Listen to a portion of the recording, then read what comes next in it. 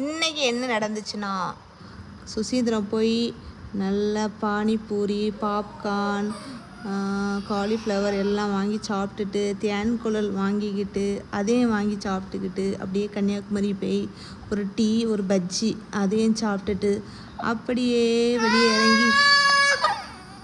வெளியே இறங்கி வரலான்னா, அங்கே பார்த்தா ஒரு கொட்டுக்காரன் கொட்டடிச்சிட்டே வந்தான். சரி, அவன்கிட்டையும் ஒரு கொட்டை வாங்கிக்கிட்டு அப்படியே நடந்து போகிற நேரத்தில் அங்கே என்னென்னா ஒரு பார்க் இருக்குன்னு நினச்சி அங்கே ஒரு பார்க்